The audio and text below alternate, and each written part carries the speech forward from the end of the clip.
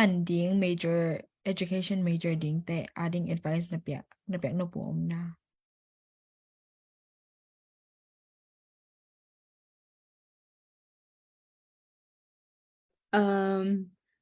advice bảo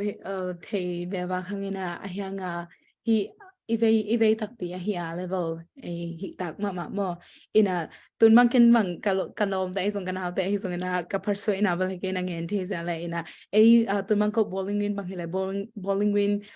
kol ngam mi community sunga sang na pang pen mi zathum bang chini mo ina to sunga amao representing ben ko ma song ko ma loe like to na sangin lama sem ko ma lo ina to pen hirana a ratio dana ito changa pen tom lo ma to hina to dana cha ma wi pilna semna asin ne ding pen tampi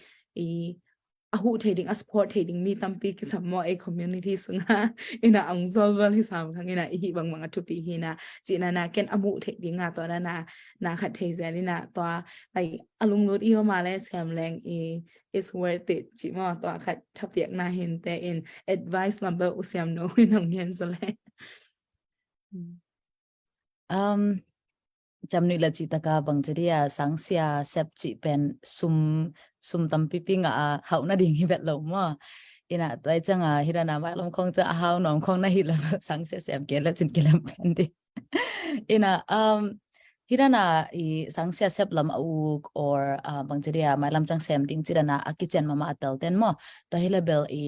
high school na ki para ki pana to sanglam to ki sai class tom jong la thei pa la jin bel tabel no wading college na ka tak chang jong nuam ma ding mo ina ithei sama banga covid ma da tulni la somla ko tulni la somnia covid ong ki pat tak changa sangna bang tang khem pe pen atam zo hi bong mana isang karan hinon loina mi khem pe pen in pana ki sin mo in pana ki sit tak changa pen tampi tak naw pang tampi tak pen amau a level khan za ding khang lo mo to I changa pen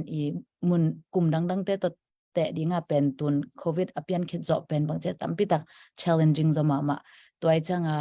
bang che na passionate tak pia like hi zo tak piding hin la hi ta pen I pasenina ka career ding ina ongya saksa chirana kitchen takan thei level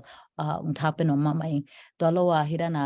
na pangte to ki thwan op sab jiaw dan back chian khong mo hi apoyan lama tora hi la pen bel adang career pen nanga ding hoi zo khan ta chi a negative lambel kong chi nam na hilowina mo I tu la ta ka sep na tung to na kamu na kum lang sep na tung to na konggen na hinte in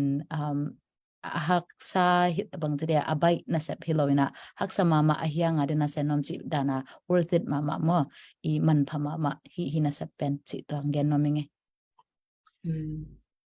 đồng đam mê tức là tôi cái bằng tiền nên chính tức là sáng xem mà sáng bằng Amanda mà sáng xem mà cái bản